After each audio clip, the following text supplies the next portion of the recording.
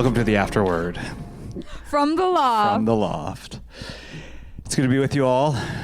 Those who are listening, the person who is listening. We are here to look at the passage that was preached from the previous week, talk through it, explore more ways we can apply it to our lives. That's what we really want. We don't want just to see the word as a theoretical, out there sort of insight into who God is only, but it also changes our hearts and affects our lives. And so our hope is to be able to work through some of the application and do that together. For you, our listener, I am joined by Eric, Betty, a recent camper who has been converted to camping, and Kirsten, and I am Vince. We're going to start with a question that's going to give you some insight into us, into who we are, maybe as risk takers or weaklings. The question is, are we doing plural here? What broken bones have you had, or what broken bone have you had? Go. I think either could apply. All right. I have never had a bone broken that I'm aware of. I have a possible broken pinky toe right now, but I don't know that it is broken. So and even if you found out, there's nothing I can do about it, I don't think. Can we include on this question a requirement that you have to share the story of Sure. how you broke it? I was playing a pretty riveting game of Uno this past week with my kids. And me and Vince. Why am I left games. out? I know, that's why she leaves me out like I'm nothing. With my kids only. It was just a good time with my kids only. No. Who else was there? I can't remember anybody else. No one else.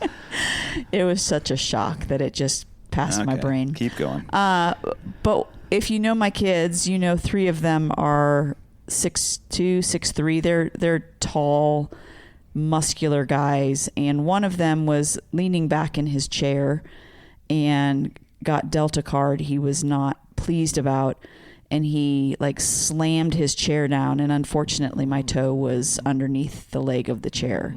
So I don't know if it's broken or not. It feels like it might be, but I've never had a broken bone, but it turned purple and got like this. It was real big. I think moving forward, if people ask how you broke it, if it's broken, just say playing Uno and leave it at that. It's true. It was an Uno accident. Yeah. So I think that's my only broken bone. That's your only broken bone? I mean, I've had a couple major ankle surgeries, and they had to break my ankle at one point. Those don't count. But I didn't break that. That was by a surgeon. So that's different. And a hammer or something. I don't know how you break that in surgery. But outside of that, I don't think I've had a broken bone. I also get real excited about a new grocery store. So that's as exciting as I get. So probably tells you my level of adventure. All right. Eric? Yeah, I've had one broken bone in my life, to my knowledge.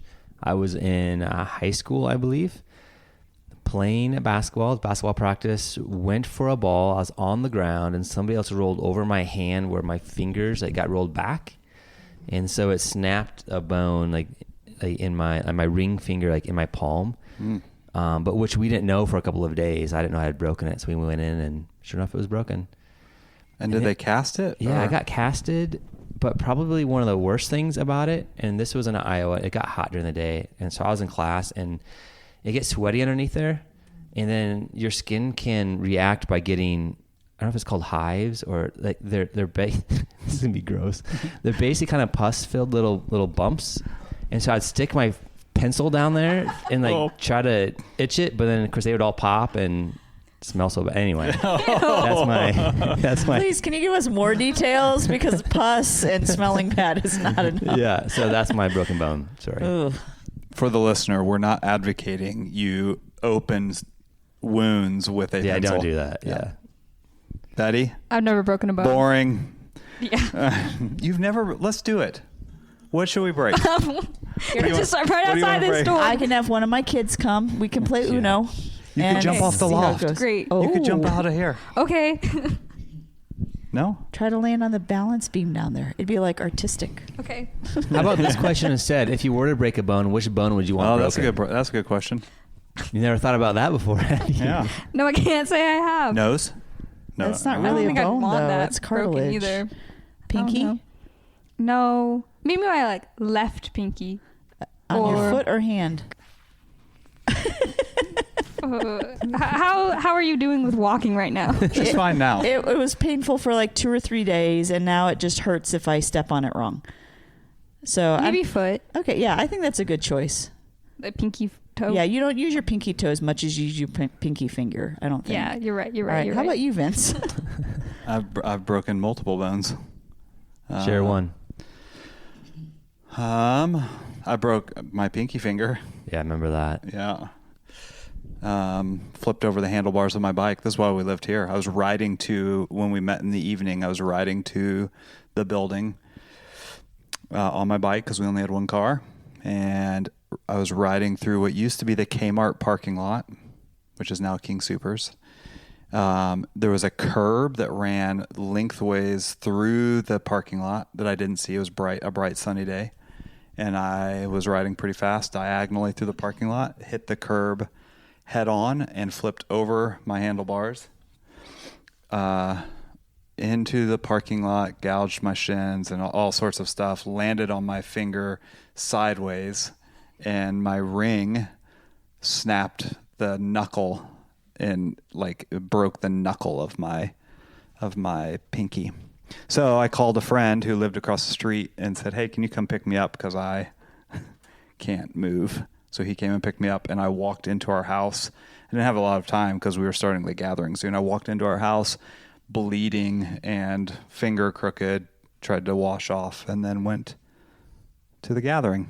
And then preached. And then, preached.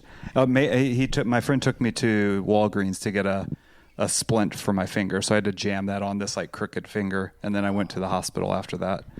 That was in the days of church planting when there was nobody else. Like Plan B was cancel, so that wasn't a plan. And when you've gathered like 20 people, you're like, we can't cancel. What year was that? Do you remember? Like 12, 13, 14, somewhere in there. Yeah. Were you around? Yeah. Were you there? Remember that? Yeah, I don't know. It was still somewhere in there. Met in the evening. Yeah. Oh yeah, that's true. So probably 12 or 13 maybe. Yeah.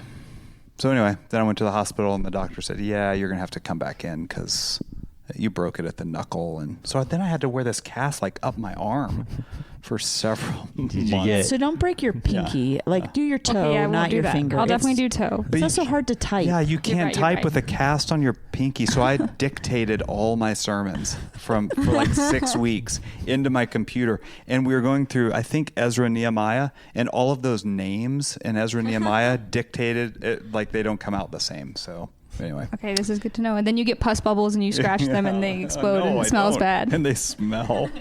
All right, Eric, could you... Oh, just dropped my pen off the loft.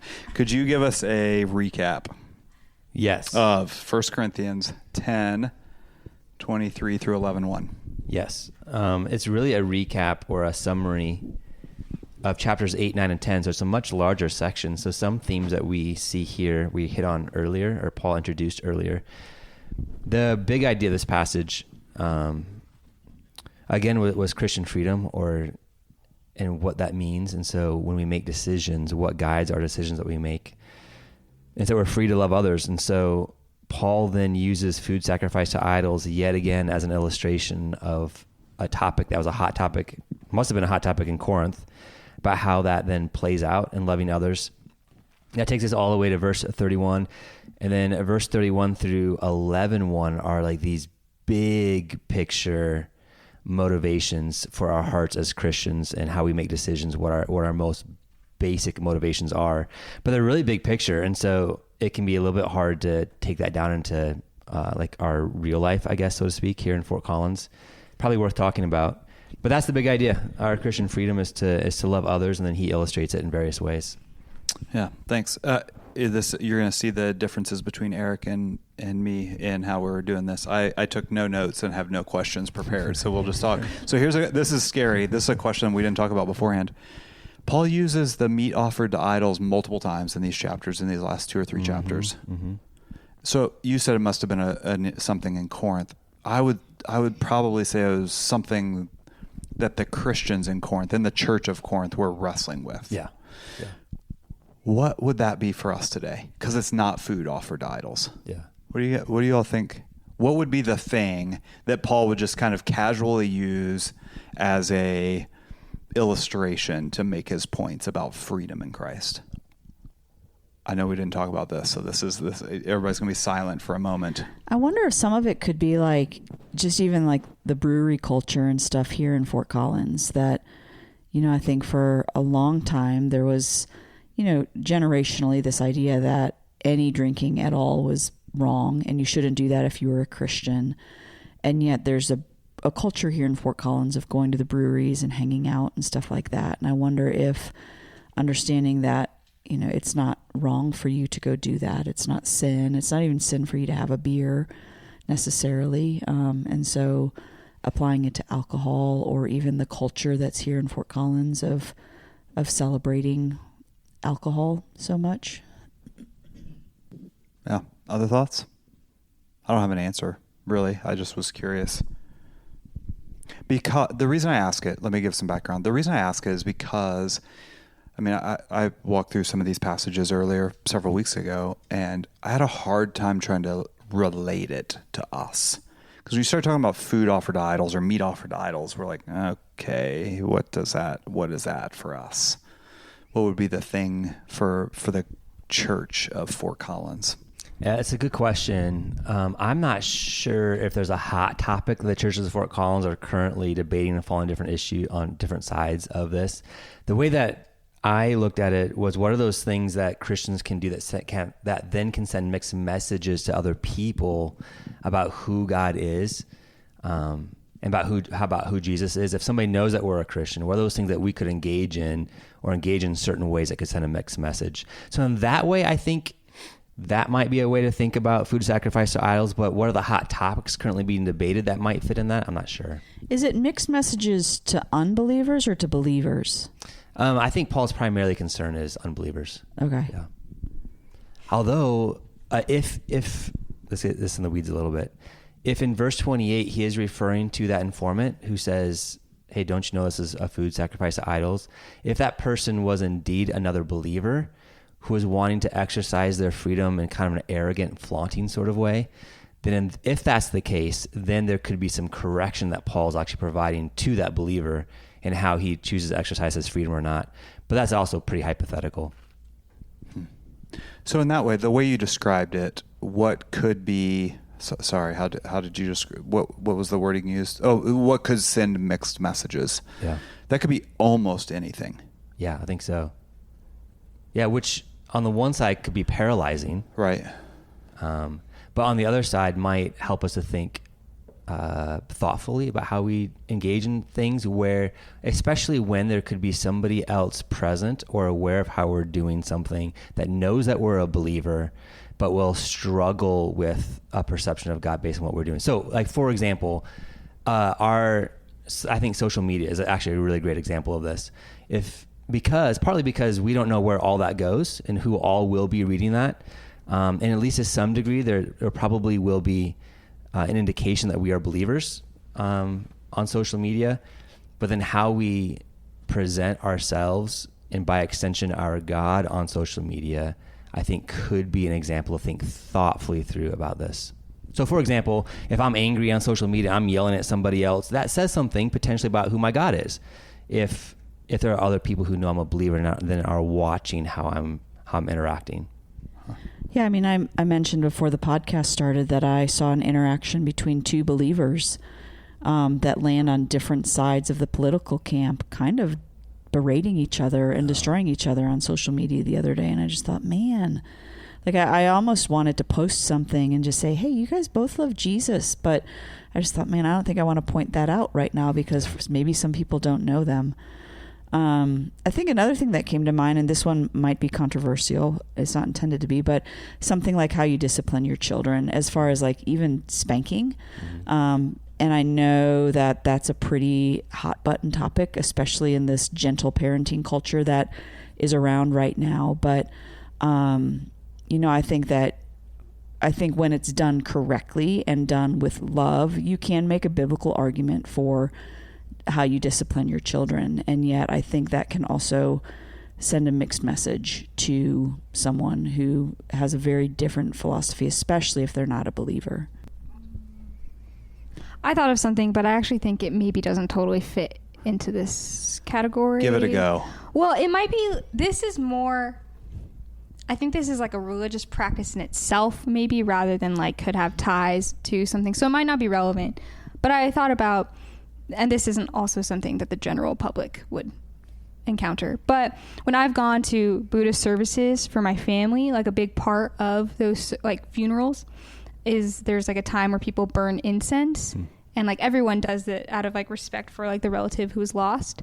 And I don't know like all of the ins and outs of like why it's done, but that's something like I think my family has wrestled with. Is that something we participate in if we don't know the full meaning of it? And I don't know. This feels just like a little bit more specific though, and like But I think that's a really helpful it's a really good picture. example. I really do. then never mind. No, I knew it from the start. here's where my mind went. I thought, okay, in that situation, in that setting, it would probably be wise to not do it, so that the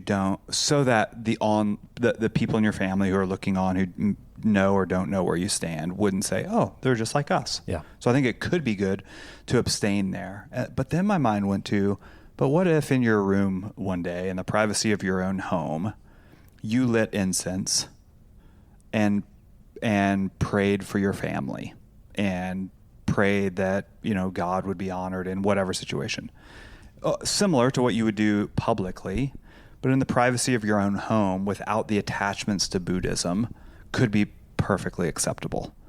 So I think it could be a really good example to that, because in your own room, in the privacy of your own home, you're not doing it as an honor to Buddha or the religion that's there. You're doing it in very different ways. So I think it's a good example. Okay, that's helpful. I wasn't sure if that was like too specific. I think it's on point. And Yeah. I have two thoughts. So even to push it further, let's say you do that privately, just in your room. But you've got a friend circle or other people you're interacting with, then you share with them what your practice has been alone in your room. Being aware of what their view is of burning incense, I think is also to Paul's point. Because you could be explaining that to somebody else and think, oh yeah, great, she does it just like, these other people do it, so all must be the same. That's a possibility. Or it could be somebody else is on the same page, like, yeah, no, we see burning of incense in the Old Testament, and it's figurative of prayers going up to God and that sort of thing. So again, it's really being aware of who your audience is, I think. Yeah, I think that's where I would push a little bit against the social media thing. Not that you're, Kirsten and Eric, not that your examples are wrong. I think they're right on. I would push against it in this way. Like, social media to me is one of those things that if you're looking to engage in something serious in relationship, it's the wrong place because everybody's viewing it. To your point, Eric, you've got to know your setting. You've got to know the people around you. And when you know those people, your heart for them is to love them well. And you're going to do what you know to do to love them well. Whereas if it's just blasted out to who knows what, that's not, there's not really an opportunity to sincerely love the people it's going to. It could be a hope that it's loving, but it's not sincerely going to hit in the same kinds of ways. So you've got to know, I think this passage pushes us to knowing who is around us, being in relationship and knowing the people around us, which is why, Paul's writing to the church. These are people in the church who know the church, who know the people in their setting. I wonder, again, controversial. I wonder if what the church in Fort Collins could be facing, one of the things would be like how to engage with the LGBTQ culture, and even as far as like going to weddings and things along those lines. Like, how do you engage in that in a way that loves these people well, and yet also firmly says this is what Scripture teaches? And so maybe that is something that the church here could compare to meat sacrifice to idols. Yeah, I think it's a good example. To even bring it within the town church and specifically. I'm even thinking of examples within a spiritual formation, or what typically is understood as spiritual formation also, and some practices that people engage in that for some have connotations of Eastern religion or New Ageism. And for others, it's not, because there's distinct differences in it. And so I think that the point that Paul is making applies to even how I specifically talk about spiritual formation, or we as a church do, as well as things that we might do to engage in that to be formed by God. So I think about meditation, for example. I think it's a great example. When we talk about meditation, I think we've got to be really careful with who our audience is and be really, really clear about what we mean by that and what we don't mean by that. Or even things like silence and solitude. What do we mean by that and what do we not mean by that? Because our audience is varied and there's different understandings and even spiritual connotations attached to those practices. Yeah.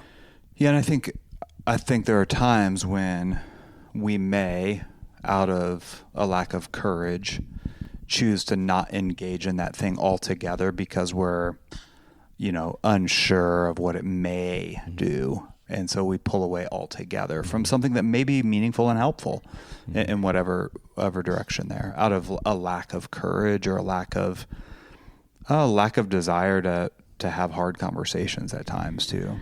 Do you think when you choose not to participate in whatever avenue that you're talking about, do you think it's important as a Christian then to explain why you're not participating? Or do you feel like you not participating is enough and you allow people to then inquire about it if they're curious? Like what's the example? I think it's got to be based on relationship and what it is that who you know and what conversations you're having. I think I'm going to say something that may not be completely true. Hold on. Just hang with me for a second. I think there are times we do things almost out of protest to show this is what I'm not going to do and I'll show you. I think that may be motivated by the wrong heart. Mm. So to do something quietly, I think of what Jesus says about prayer and how we're not to do that publicly so as to be seen and praised by others. But I wonder if it's out of a motivation to love other people or to care for other people, if it's quietly in those people who we may be trying to love or care for in whatever way or not lead astray. We have a quiet conversation with them, but it doesn't really matter to anyone else.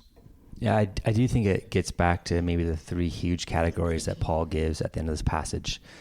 The heart motivation stuff, like would that conversation or not the conversation be to the glory of God, the best that you can tell, at least what your motivation is, or point somebody to Jesus, or love as Jesus loves, as some ways to discern that maybe. Yeah. Which can be really hard to discern because I think trying to understand heart motivations and the glory of God is really, really hard. Yeah. Because I think there's law and there's truth and there's grace and there's everything in between. And so discerning those things can be really difficult. Yeah. I think we've done okay without an outline so far. I'm just going to pat myself on the back there. I didn't do anything, but yeah, thank you, Kirsten, for patting me on the back. Let's I want to ask Eric, was there anything that, I'll shift a little bit, was there anything that stood out as you prepared, as you looked into this? I think that's been fascinating about 1 Corinthians. There's 1,000 things we could talk about. Yeah, in it the can letter. Be really hard to stay focused and narrow down. So did anything pop up as you were studying that you're like, that's interesting, but doesn't really make the cut? Yeah, there's two real quick things. Love is a huge theme of 1 Corinthians, which there's a famous chapter 13, right? That's done a lot of weddings. Don't say it yet. We're getting there. Yeah. In fact, 1 Corinthians chapter 13, verse 13, Paul writes this: "So now faith, hope, and love abide, these three, but the greatest of these is love." So he hits it again. And then back in chapter 16, to give it away, in verse 14, Paul writes, "Let all that you do be done in love." So this theme is pretty prominent throughout the book. It isn't that's just happening here in this particular section. Most of the discussion or the reading that I did about this, most of the discussion was around those illustrations that Paul gives about meat sacrifice to idols and who possibly was this person speaking, or what possibly was the setting. And there's all kinds of different ideas about that, but it didn't really matter because the main idea was still the main idea. No matter who the informant was, for example, or no matter where that meat had come from, or on and on and on with the details. But that seemed to be what was taking most of commentators anyway, time and attention. That's good. I'm trying to read through it as you're talking. How does love fit into the passage you were you were looking at? Yeah, I pulled it both from verse 23, but also 24. 24 being, don't seek only your own good, but the good of those. Oh, gotcha. Of others. In verse 23, because he's talking about Christian freedom, in my view, and that it's limited by what actually builds somebody else up, Yeah. that's helpful for them. Well, what's underneath all of that is, I think, love driving that. Sure. So he never uses the word love, but that's how I arrived at it. Yeah, that's good. Yeah, I mean, he's woven a bunch of things through the entire letter that pop up. All right, I'm going to switch gears again and ask I'm going to zoom way out and just ask each of us, how does this passage hit you? What stands out in this passage that you think, oh, that's really helpful, that could be shaping of me or of us as a church? What stands out? I think for me, it's just really taking time to consider my motivation and why I'm doing the things that I'm doing. Am I doing it because I really am wanting to bring glory to God and point to his worthiness? Am I really wanting to point to Jesus? Am I wanting to love as Jesus loves? Or am I doing it because it's what's easy, or I'm lacking courage to stand up and do the right thing, or I've actually never thought about it. I just do it because it's what's available. So I think I probably fall in the last category, honestly. Like, I don't think deeply about a lot of those things sometimes. Like, I just kind of move on, and I don't think deeply about things like yoga or some of the other controversial things. Like, I'm just like, well, I can do it. I can't do it, but if I can't either. I can't touch my toes. You guys know what I mean. No, but it's not something that I've had like this emotional struggle with. And I think, I have thought about it a little bit, but I'm like, you know what? I'm free in Christ. I'm not worshiping when I'm doing it. It's stretching, and so it's fine. I haven't thought a lot about how it may impact other people. And so I think that's where I need to probably drill down a little bit more in my heart and consider, am I causing other people to have a different view of God because of something like that? Isn't that interesting though? It could be almost anything that could potentially lead someone to thinking differently about God because of your interaction in it. And you said this earlier, Eric, that can be paralyzing. Yeah. Like, they could put you in a place of saying, well, I can't ever do anything ever. It could be interpreted in this way or that interpreted. way. Nope. Interpreted. Wow. I love the Ericisms. You just got to wait for them. They bring great delight, though, so I like it. We have a son who does that, who doesn't know the word, but just says a different word confidently and just keeps going. As soon as I said it, I was like, I don't think that's right. Which, again, pushes us back to we have to know the people around us. Mm-hmm. Yeah. I think it too can also very easily bleed into like people pleasing and fear of man, and those are things that I struggle with. And so, I mean, as I was listening to you talk, I was actually thinking, man, this could get really sticky really fast for someone that's wired like me, that's looking for laws to follow. And stuff like that. And so, I mean, again, constantly going back to heart motivation and considering not what does this say about me, or what is this person going to think about me, but what does this say about God, and what is this going to encourage this person to think about God? That's convicting for me. Yeah. Can I ask a couple rapid fire questions, Eric? And just like, is it more made up words? Yeah, no. Is it wrong to eat meat? No. Is it wrong to eat meat offered to idols? No. Is it depending on the setting and who else is there? Yeah. Okay. But generally, no. Okay. Is it wrong to always abstain from eating meat? No. Is it wrong? So you know what I'm saying? Like how do we trace this all the way down to this is really what Paul's getting at? Yeah, it seems to be the spiritual significance tied to the thing by somebody else. And so it was never specific to the meat. And so that's when we say things like, well, I wonder what message that this sends about who God is to somebody else. If we know our audience well enough and to know that's how that person will be thinking, then they are tying spiritual significance to what you're doing or not doing. I think that's what to be aware of. Less the thing itself, but what is the spiritual significance of it to somebody else who's observing me. And your take on this is that that person who's looking in is not a believer. Generally, yes. Yep. So is there a responsibility on the Christian's part to have a conversation with them about why you do what you do and how you're doing it? Yeah, I think it's back to Kirsten's question earlier and your answer, probably specific to the relationship and the situation. But it could open a door to a conversation as one of the ways, to Paul's point, he wants to get out of the way between people and Jesus. And so now there's a conversation that's been opened that you can describe who Jesus really is by giving some reasons of why you're doing it or not doing it.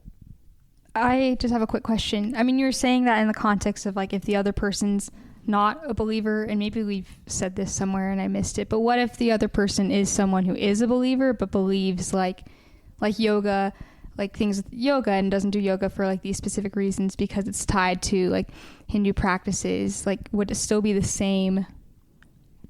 Would we still think about it the same way if the other person is a believer but holds different convictions? I think that's chapter 8, Yeah, where I guess that's true. he's already talked about food offered to idols and the weaker brother and how we deal with it in that way. It's interesting that if I was writing the letter, which I'm glad God didn't ask me to write the letter, I would have done it I would have talked about, because I think instantly my mind goes to, oh, what's my witness to the world? So I would have talked about that first. But he starts with, what does this mean in the church for those who are a part of the church? I think it's valuable to have both sides of it. Anyway, Anything else strike you?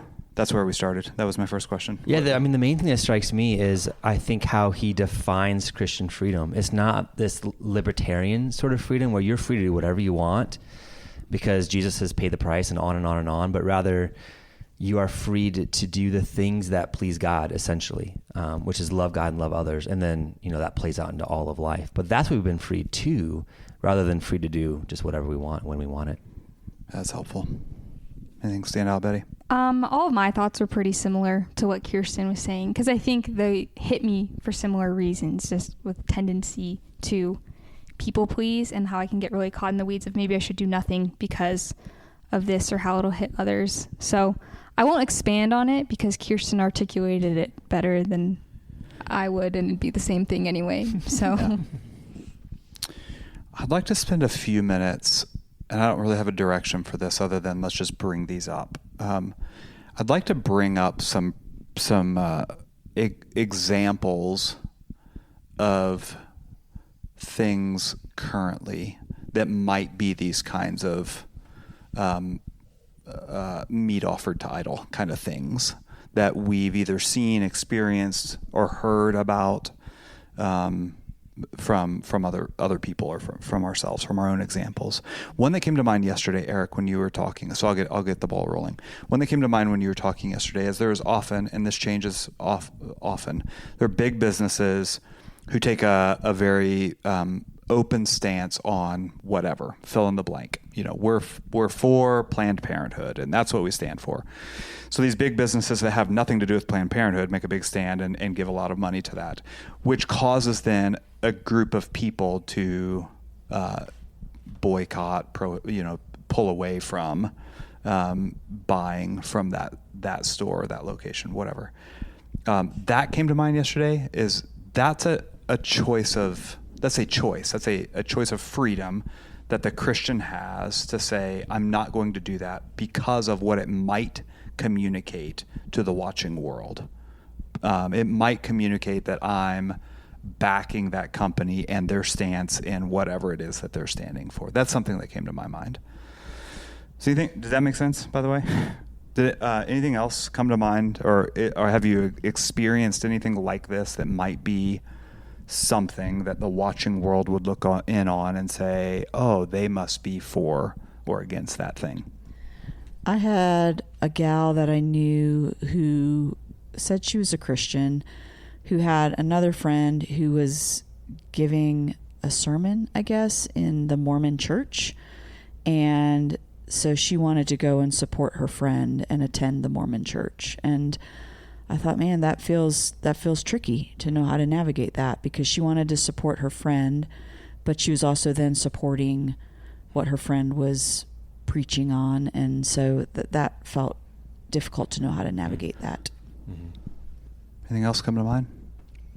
Yeah, I mean, the thing that came to mind, and it's not exactly what Paul's getting at, I don't think, because he's getting at places where we have Christian freedom to do or not do.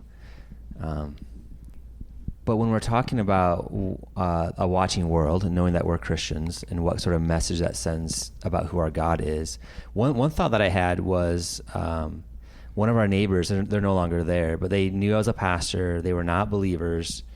And I remember thinking at times when emotions are running high in my house and voices are raised and windows are open. What? That Yeah. never happens in That my happens at your house? Yeah. But what message that could be sending to them I've had that when they same hear that happening inside my house, knowing that we're a Christian family and I'm a pastor. I've had that thought cross my mind several times in the past years, which kind of gets what Paul is saying. The difference is, like, I don't have freedom if we're gonna yell at each other or not, you know? Yeah. So it's different there, but it still touches on what it says about our God. Well, yeah, especially because they also then don't hear the repentance and the apology Confession, and the confession of, I handled that really poorly, or what, siblings handling it poorly, or whatever it is. And so they do see the sin, but they don't necessarily see the follow up with that afterwards. Yep. I think alcohol, you mentioned this, I think alcohol can be an example. I've hesitated at times, even though in a clear conscience, I think, feel the freedom to watch different movies or comedians or whatever. I've hesitated at times to talk about those things, depending on the circle. Mm-hmm. Sometimes probably in sin that, oh no, I don't know what they would think of me. In a bad way, in a people-pleasing kind of way. But in other times, like, if they knew that about me, would that change their view of who God is? Maybe, and I can't control that, so it's probably better if I don't talk about it. That was one that came to mind. Anything else? One that you mentioned earlier, Eric, is torchies. You want to talk through that? Yeah. It's an example that somebody else has brought up.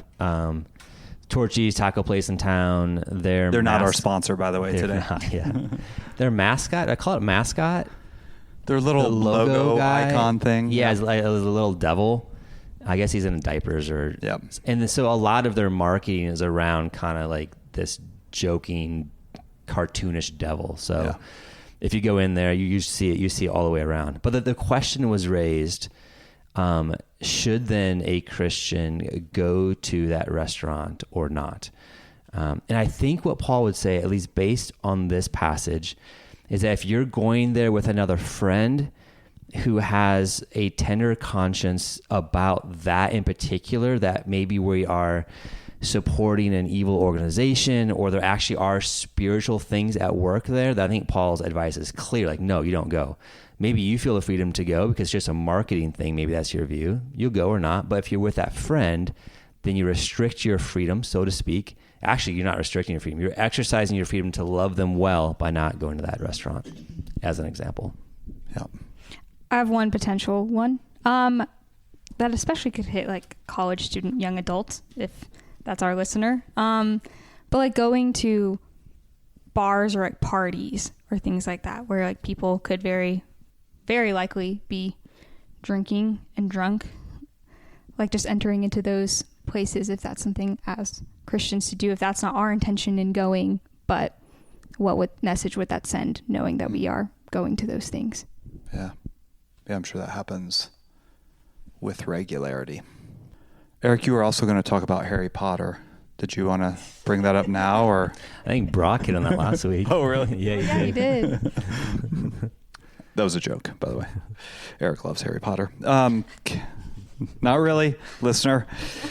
Maybe he does. I don't know. Do you want to make it clear now? I just want you to keep talking. Just digging a hole there. We'll land the plane. Maybe this is a longer conversation, but I want to talk some about verse 31. A church we went to, this was when we first got married. We love the church, have fond memories of the church. It was a great place for us to be. Their mission statement and their like key verse for the church was verse 31. So whether you eat or drink or whatever you do, do all to the glory of God. And I always found when we were at the church, I always found, and I also worked at the church. So I was in these meetings where we were having these conversations. I always found it hard to really grab onto that and say, oh, okay, so that's what we do. It felt so Christian-y, for lack of a better word, that I wasn't sure how to even apply that. And so I'd like to just talk some about that. First of all, what is Paul getting at? It feels like a conclusion, although it starts another section of this passage. I mean, you said it yesterday. I think this is a big so, which is better than saying this is a big but, which I've said multiple times over the last weeks. Whether you eat or drink or whatever you do, do all to the glory of God. How do we apply that? How do we talk through that, describe it? How does that hit? I was talking with one of my boys today as we were running some errands, and he's had the opportunity this summer to earn some money mowing lawns and doing some things. And we were talking about tithing and talking about how we view money and stuff like that. And the conversation then moved to like common grace and just talking about how God sends rain for both the believing farmer and the unbelieving farmer. And so just, lots of little conversations about that. And so as we were talking, I said, how can you mow this lawn, even if you don't necessarily enjoy it? Like, what are some ways that you feel like you can have a good attitude, like you can glorify God? And he's like, well, I can thank God that I am healthy and I'm able to do it, and God's given money to the neighbor that they're able to pay me, and just started kind of talking through all of those things. And so I think sometimes it's an awareness of God's generosity towards us in whatever situation we're in, even if it's hard, that his kindness is that he's not going to leave us. His kindness is that he is going to help us endure whatever it is that we're walking through. And so I think it's working on starting to really have a mindset that can point out the ways that the Lord has been faithful and has proven himself true over and over and over again in whatever situation we're in. And so even if it's like scrubbing toilets, I've had a lot of tasks over the years that have not been pleasant, and yet thanking God that I'm healthy to be able to do it, or thanking God that I have rubber gloves, that I can, just trying to find things that, rather than grumbling about it or complaining, or even as I struggle through things, like, okay, what are some things that I can actually thank God for in the midst of this? Can I reverse it and say, what if somebody says, as long as I do it for the glory of God, I can do whatever I want? What do we say to that? Yeah, you probably don't understand who God is, right? Which I talked through that a little bit yesterday, because I think this is motivational, which isn't always easy to know what your motivations are in the moment. That's really, really hard. But if I'm understanding more of who God is, which by extension means he's showing me more of his glory, like how worthy he is for me to live a life that's pleasing to him, then my motives start to change over time. And so what that fights against in me, this is where it gets a little bit more practical, is doing things where I feel a drive for my own glory, for self-glory, pride, whatever that is, to be able to fight against that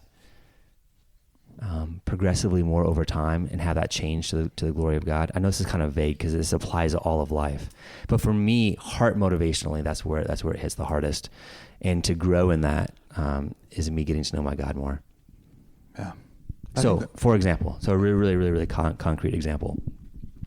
That is something I struggle with every time I preach on a very, very practical level. The time it takes, and the time it takes to think and prepare and to write, there can be a motive that I want to be presented as intelligent and a good speaker and wise and all those things through the act of preaching, which is all for my own glory. That all comes from a heart that's still in bondage to myself. versus do I actually want to do the really hard work and speak well and all of that so that God is glorified, so that God is actually seen more for who he is through that sermon, rather than Eric is seen as really competent or whatever that is. Yeah. That's a heart struggle that every single time I need to pray through. Yep. But it's a really practical example, I think, of what Paul's getting at. Yeah, to that point, I think I've shared this with you and the elders.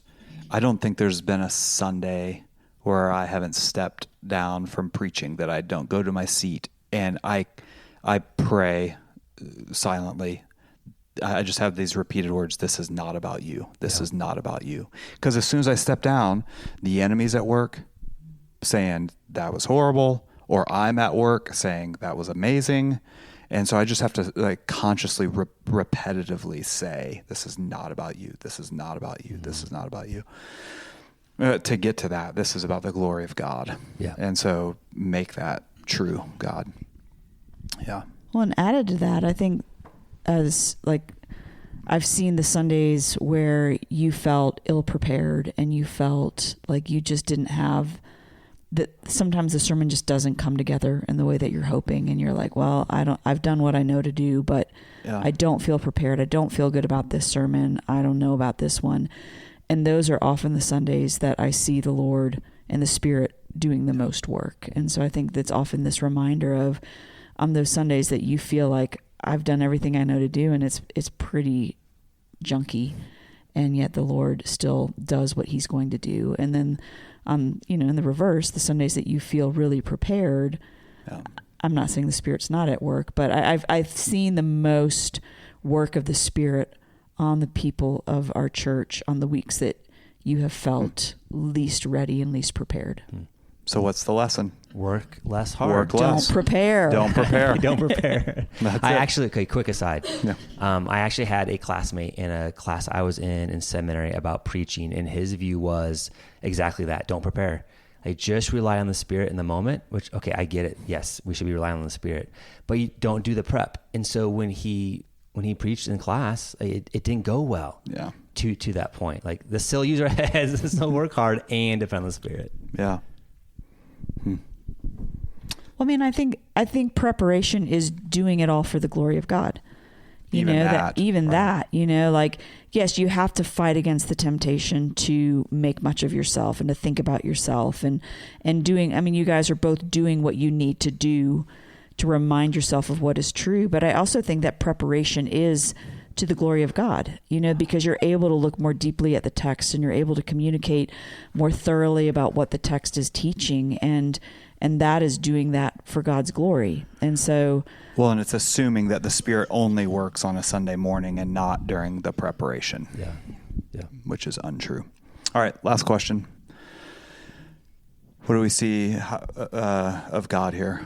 How does this raise our affections for our good God? Yeah, I'll go quick. I'll go first. He freed us in the first place. Yeah. It's, we'll probably never end plumbing the depths of what all that means, but probably we will never end plumbing the depths of what that means. We didn't have to, and yet he's freed us to such a glorious life that is so much better than at times what we think he freed us to. Yeah. It's really good, gracious God. As we were talking, I was thinking about the fact that, like, there's going to be times that we get it wrong and there's going to be times that we get it right and everything in between. And yet that doesn't affect our standing before the Lord. Yeah. And so, for those who might feel paralyzed by this passage, just thinking, man, it doesn't affect your standing before the Lord. And those who may exercise too much freedom and say, I'm free, I can do whatever I want. The Lord will mature you. And yet at the same time, it doesn't affect your standing before the Lord.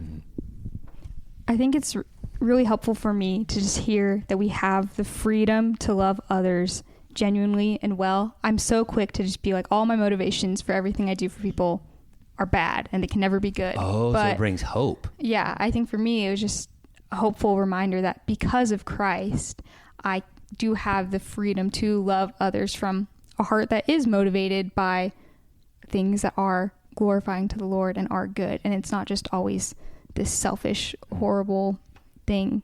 I'm just really quick to kind of view negative things and forget of the freedoms that we receive through Christ. I'm going to kind of go a different direction. It's going to take me a little bit to explain it, but it may be helpful because others may land here too.